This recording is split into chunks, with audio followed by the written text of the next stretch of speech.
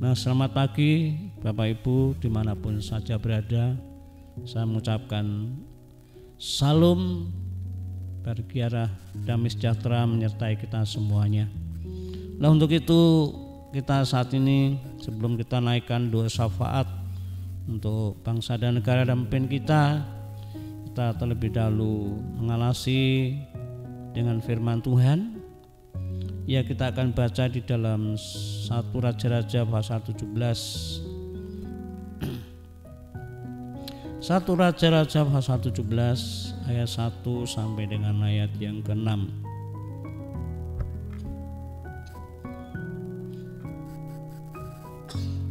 1 Raja-Raja pasal 17 ayat 1 sampai dengan ayat yang ke-6. Demikian saya akan bacakan yang judulnya Elia di tepi sungai Kerit. Lalu berkatalah Elia orang Tisbe dari Tisbe Gilead kepada Ahab, demi Tuhan yang hidup, Allah Israel yang kulayani, sesungguhnya tidak akan ada embun atau hujan pada tahun-tahun ini kecuali kalau kukatakan. Kemudian datanglah firman Tuhan kepadanya, pergilah dari sini, berjalanlah ke timur dan bersembunyilah di tepi sungai Kerit di sebelah timur sungai Yordan.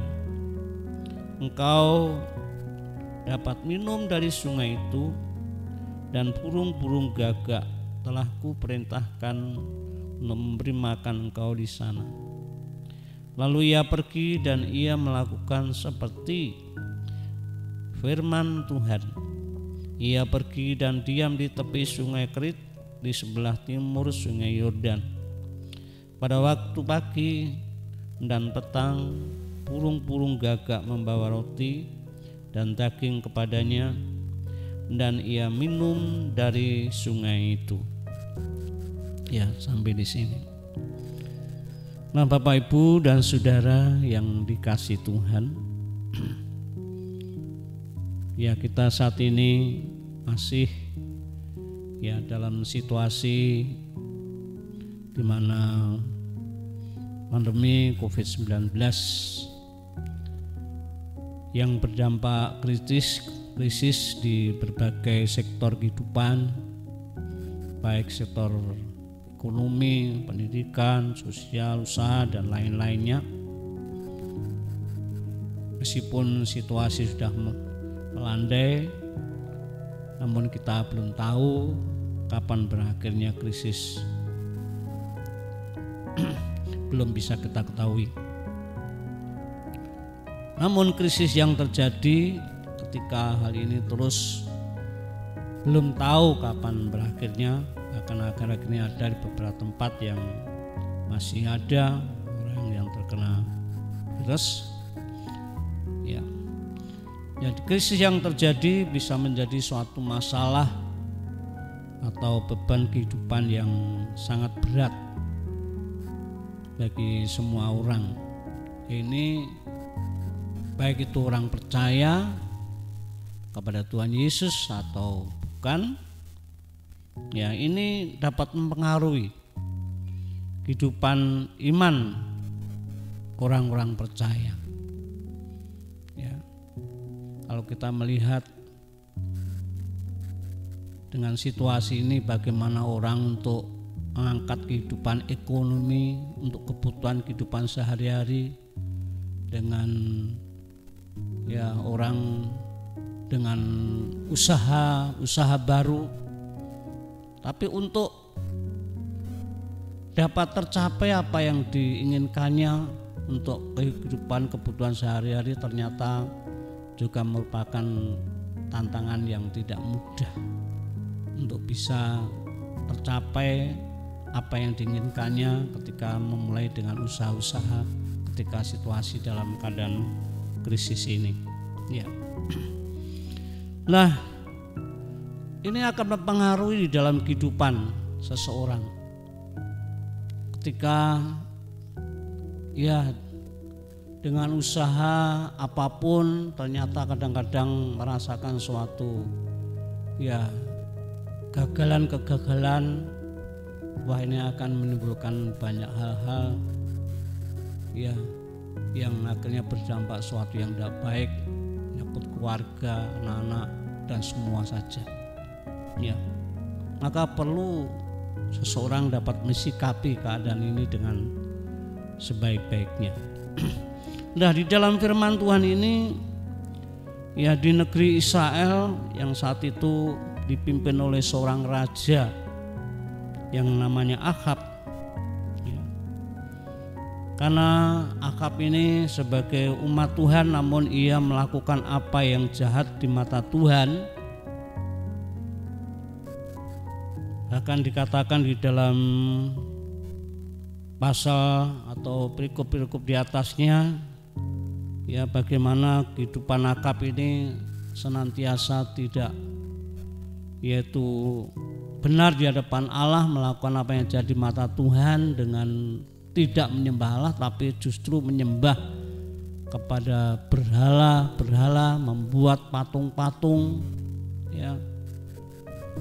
Ya sebagai pemimpin raja berdampak juga semua rakyat ya akhirnya hidupnya menyimpang dari kehendak Allah ya. Ini menimbulkan ya apa yang dilakukan Akhab ini menimbulkan sakit hati Tuhan Allah Israel.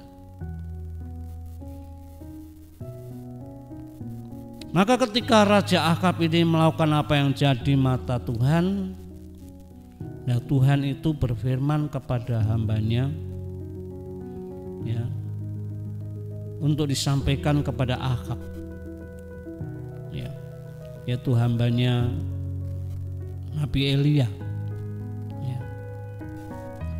Yaitu apa yang difirmankan yaitu mengenai hukuman ya. Hukuman yang akan menimpa negeri Israel yaitu tidak ada hujan ya, dikatakan di situ ya pada tahun-tahun, istilahnya tidak tentukan berapa tahun, namun kalau kita membaca di dalam kitab Yakobus ya pasal 5 ayat 17 di situ ada 3,5 tahun ya. Jadi hukuman tidak ada embun, tidak ada hujan menimpa negeri Israel yaitu selama 3,5 tahun. Ya. Hukuman tidak ada hujan selama 3,5 tahun itu bukan perkara yang ringan ya. Ya. Bukan perkara yang ringan. Ketika air sudah habis, lama-lama air masih habis, kering.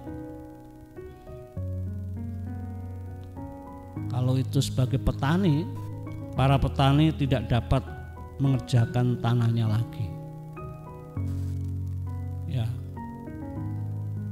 ya dampaknya akan timbul krisis pangan. Ya. Petani tidak bisa bekerja lagi untuk mengerjakan tanahnya. Wah ini pasti juga akan berdampak ya kelaparan kepada seluruh Israel. Ya, kalau hanya sebulan 2 bulan mungkin bisa bertahan, tapi ini sampai 3,5 tahun lamanya ya. 3,5 tahun lamanya. Banyak orang yang pasti akan mengalami kesusahan ya. Karena kelaparan. Itulah sesuatu yang terjadi ketika Ahab, yaitu melakukan apa yang jahat kepada Tuhan, yang tidak mau beribadah kepada Allah, namun menyembah kepada berhala.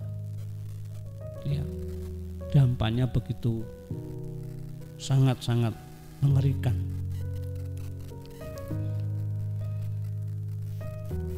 Nah, Bapak Ibu dan Saudara yang kasih Tuhan, lah untuk mensikapi keadaan ini kan bukan sesuatu yang mudah. Ketika ada suatu krisis yang sedemikian lama berdampak pada keluarga-keluarga, kehidupan sehari-hari, dalam kehidupan ya anak-anak dan lain-lainnya, wah ini akan mengganggu kehidupan, sungguh sesuatu yang sangat-sangat menyedihkan sekali. Ya. Nah, bagi orang-orang yang percaya pun juga ini merupakan suatu pergumulan yang tidak mudah. Bagaimana mereka mensikapi keadaan ini? Ya. Nah, yang menjadi pertanyaan, bagaimana Tuhan memelihara hambanya Nabi Elia ini? Ya. Elia sebagai hamba Tuhan, ya, ketika menyampaikan apa yang dari Tuhan kepada Raja Ahab, itu pasti bukan perkara yang mudah. Ya, bukan perkara yang mudah. Ketika keadaan menimpa Israel dalam situasi yang terjadi kekeringan 3,5 tahun, pasti Elia ini menjadi suatu yang terus, ya istilahnya, bisa dikejar-kejar untuk dibunuh. Ya. Ya. Nah, bagaimana Tuhan senantiasa memelihara hambanya Nabi Elia ini? Dan di sini kita akan belajar tentang Elia terhadap perintah Tuhan ini.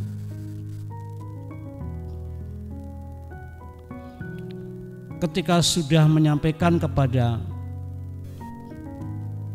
Raja Ahab, wah pasti ini merupakan tantangan yang sangat berat, risiko terhadap Nabi Elia. Nah, di sini dalam firman Tuhan yang saat itu kepada Nabi Elia, ketika Elia sudah menyampaikan kepada Ahab, maka dikatakan di dalam ayat mulai 2, kemudian datanglah firman Tuhan kepadanya, kepada Elia, pergilah dari sini, berjalanlah ke timur dan bersembunyilah di tepi sungai Kerit di sebelah timur sungai Yordan. Engkau dapat minum dari sungai itu, dan burung-burung gagak telah kuperintahkan untuk memberi makan engkau di sana. Nah, di sini ketika yaitu firman Tuhan kepada Elia sebagai suatu perintah untuk pergi dan bersembunyi di tepi sungai Kerit, ya itu bukan tempat yang istilahnya menyenangkan secara daging, ya. Bukan suatu tempat yang mewah yang dapat menyenangkan secara daging, bukan. Dan di tepi sungai Kerit itu juga Tuhan ingin memelihara Elia dengan minum dari sungai Kerit dan memerintahkan burung gagak membawa roti dan daging. Artinya pemeliharaan Tuhan ini kepada Elia dinyatakan dalam suatu bentuk atau keadaan bentuk yang secara manusia bukan sesuatu yang nikmat, yang menyenangkan. Ya, kalau Tuhan perintahkan ke tempat yang lebih menyenangkan, ya, itu sesuatu yang sangat indah.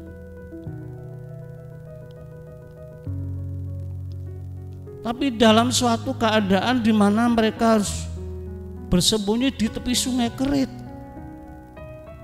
berapa tahun dia tinggal, ya, harus menyesuaikan keadaan saat itu. Wah, itu bukan perkara yang mudah. Kita pun segala sesuatu yang kita hadapi dalam kehidupan yang sangat sulit, kita mengharapkan sesuatu yang lebih enak ketika kita mohon pertolongan daripada Tuhan. Tetapi di sini Elia yaitu hanya disuruh untuk sebagai bentuk perlindungan pemeliharaan Tuhan dalam suatu keadaan yang sangat sederhana yang tidak biasa orang melakukan. Ini bagi Elia dalam mensikapi apa yang difirmankan Tuhan ini bukan perkara yang mudah. Bukan perkara yang mudah. Ya. Keadaan sudah berat, tapi ternyata untuk senantiasa berdiam di tepi sungai Kerit, ya, mestinya harus dia mempersiapkan tempat di sungai Kerit itu yang jauh dari pemukiman. Mestinya harus mempersiapkan tempat bagaimana berlindung untuk beristirahat, ya, dalam suatu keadaan yang tidak ada hujan. Wah, harus menyediakan, harus mempersiapkan apa untuk bersembunyi di situ. Sangat berat. Ya. Untuk mensikapi ini bukan perkara yang mudah. Ya. Dan sekarang kalau kita mengingat akan Elia, bagaimana Tuhan itu menyuruh demi pemeliharaan untuk memelihara Elia harus pergi sembunyi di tepi sungai Kerit. Bagaimana mempersiapkannya untuk bernaung dari situasi malam, bernaung dalam situasi dalam siang hari. Wah, ini merupakan suatu keadaan yang benar-benar sangat berat. Ya. Secara batiniahnya, wah, mestinya ya terus menjadi suatu pertanyaan-pertanyaan, kok sedemikian.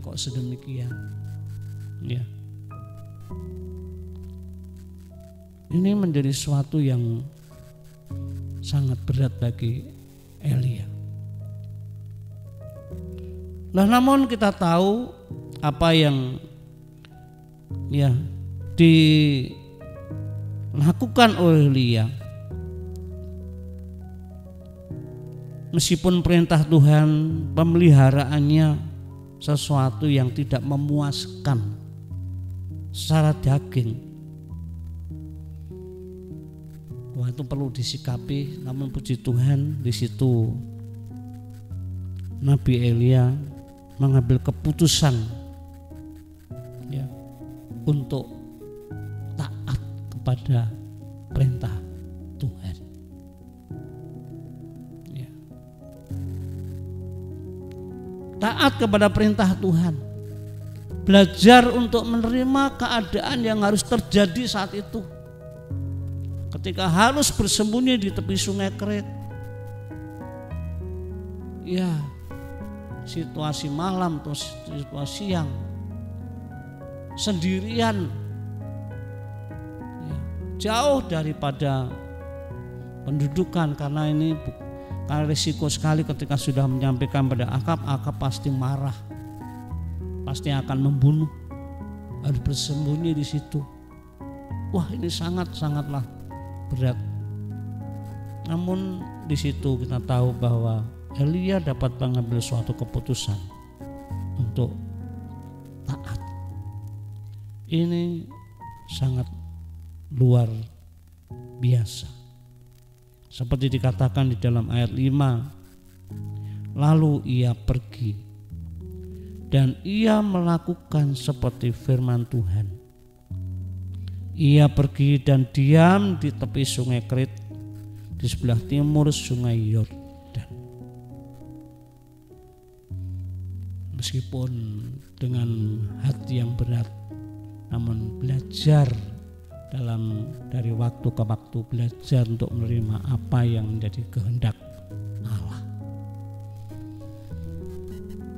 Ini kalau kita menyelami, kalau kita sebagai orang percaya saat itu, kalau kita mengalami dalam keadaan-keadaan yang tidak tahu kapan waktunya keadaan menjadi baik, untuk baik, untuk mensikapi keadaan, untuk terima keadaan yang terjadi, ini memang merupakan suatu pergumulan yang tidak ringan. Ya, bagaimana terus selalu memohon kekuatan Tuhan, pertolongan Tuhan, sehingga dalam mensikapi keadaan tidak melakukan sesuatu tindakan-tindakan yang menyimpang dari kehendak Allah. Belajar untuk bisa mensikapi dengan benar apa yang diperintahkan Tuhan. Berat, tapi bagaimana untuk tetap terus bertekun. Ya. Karena memang setiap orang ketika kita mengatasi ini, ketika dalam hal mensikapi tidak baik, itu akan juga berpengaruh dalam kehidupannya. Seperti orang Israel, bagaimana ketika keluar dari perbudakan, di tengah jalan hanya masalah juga tentang kebutuhan kehidupan sehari-hari, tidak dapat mensikapi dengan benar.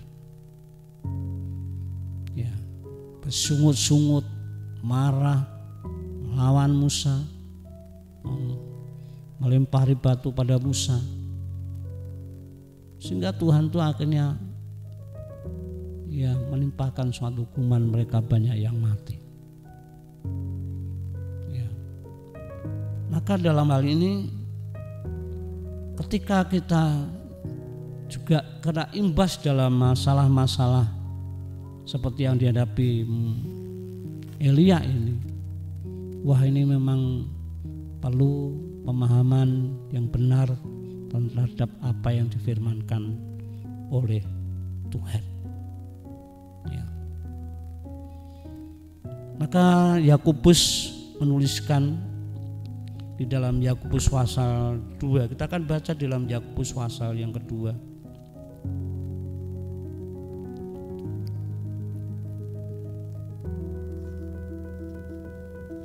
Yakobus pasal Yakobus pasal 1 ya, ayat 2.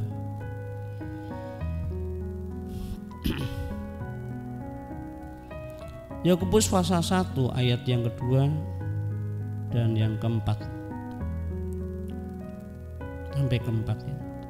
Saudara-saudaraku, anggaplah sebagai suatu kebahagiaan apabila kamu jatuh ke dalam berbagai-bagai pencobaan, sebab kamu tahu bahwa ujian terhadap imanmu itu menghasilkan ketekunan. Dan biarlah ketekunan itu memperoleh buah yang matang, supaya kamu menjadi sempurna dan utuh dan tak berkekurangan suatu apapun. Ya.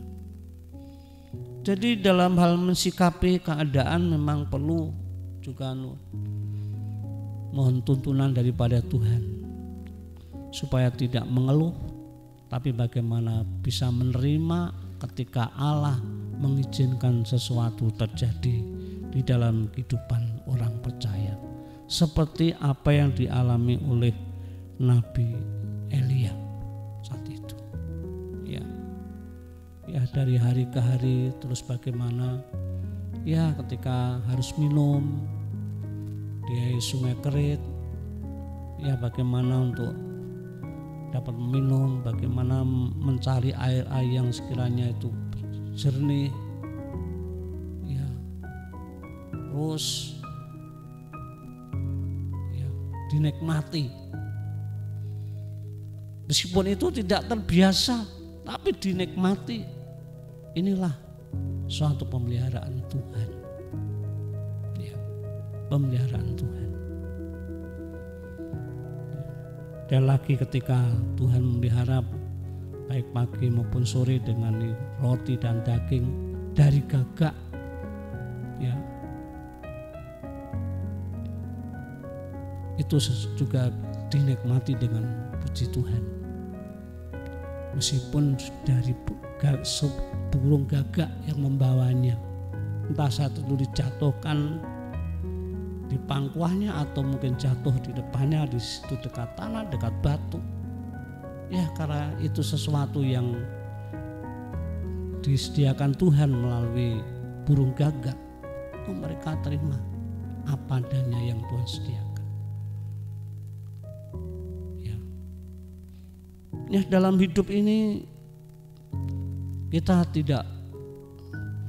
hidup itu tidak terus segalanya berjalan dengan menyenangkan. Kadang-kadang diizinkan sesuatu yang kadang-kadang tidak menyenangkan. Namun yang penting bagaimana kita dapat mensikapi itu dengan benar supaya dapat berkenan kepada Tuhan. Ya. Suatu kekurangan bisa membuat itu orang menjadi emosi. Kalau itu kaitannya hubungan keluarga suami istri bisa bertengkar, saling menyalahkan. Anak rasa tidak keturutan apa yang dibutuhkannya, bisa menjadi masalah. Sehingga tidak bisa mengontrol diri, bisa-bisa. Nah, demikian juga yang dialami Elia. Namun Elia mengambil keputusan untuk taat kepada Tuhan. Dia lakukan apa yang diperintah Tuhan untuk ketika tinggal di tepi sungai Kerit, diam di situ entah berapa minggu, entah berapa bulan, entah berapa tahun, belum tidak diketahui. Tapi di situ air sungai pun juga lama-lama kering. Ya, karena di perikop selanjutnya ketika air sungai Kerit itu sudah kering, dia juga meninggalkan di situ. Waktu di tepi sungai Kerit berapa bulan, berapa tahun tidak ketahui. Ya, yang jelas seperti dikatakan di dalam suratan Yakobus ada 3,5 tahun lamanya. Mungkin itu saat-saat di mana sudah berakhir. Ya. Nah, Bapak Ibu dan Saudara yang kasih Tuhan, jadi dalam hal ini bagi kita sebagai orang-orang percaya, memang dampak daripada pandemi virus corona itu sangat luas. Ya, kita rindu sebagai orang-orang percaya bagaimana hal ini terjadi. Mari kita belajar untuk dapat mensikapi dengan benar. Sehingga ketika kita mensikapi dengan benar, semuanya terjaga dengan baik. Hubungan suami istri, orang tua dan anak, ya tidak menjadi kacau. Ya, kita dapat menerima seberapa yang kiranya Tuhan berikan. Ya, kita dapat nikmati dengan penuh pujian syukur kepada Tuhan. Ya, untuk itu ini sesuatu yang sangat penting bagi kita. Ya, memang bukan perkara yang mudah, tidak bisa kita anggap enteng, tapi ini perlu bagaimana setiap orang percaya itu mensikapi keadaan dengan benar. Ya, kita belajar untuk bersyukur seberapa Allah sediakan bagi kita ketika saat itu diizinkan terjadi.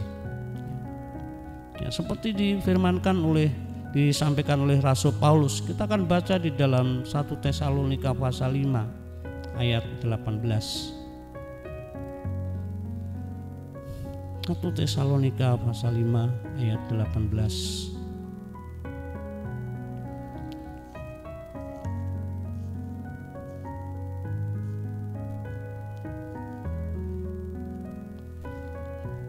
Satu Tesalonika pasal 5:18 demikian firman Tuhan. Mengucap syukurlah dalam segala hal, dikatakan segala hal. Sebab itulah yang dikehendaki Allah di dalam bagi kamu. Dalam segala hal, tidak mesti dalam segalanya menyenangkan. Tapi ketika diizinkan sesuatu, ya ketika itu kita hanya dalam hal berkat, ya hanya hal-hal yang sederhana kan. Tapi kita belajar di situ dikatakan mengucap syukurlah dalam segala hal, sebab itulah yang dikehendaki Allah dalam Kristus Yesus bagi kamu. Dan untuk itu inilah firman Tuhan, kiranya menjadi berkat bagi kita untuk mengingatkan kita bagaimana mensikapi keadaan kejadian yang terjadi saat ini. Kita doakan untuk bangsa dan negara kita, agar kiranya rakyat dengan situasi yang sulit ini tidak bertindak hanya untuk mencari kepuasan, memanfaatkan kehidupan ini berbuat semaunya sendiri. Tapi biar kiranya semua dapat memahami, ini perlu doa-doa kita agar Tuhan mencurahkan ya lawatannya untuk bangsa dan negara pemimpin kita. Tuhan Yesus memberkati.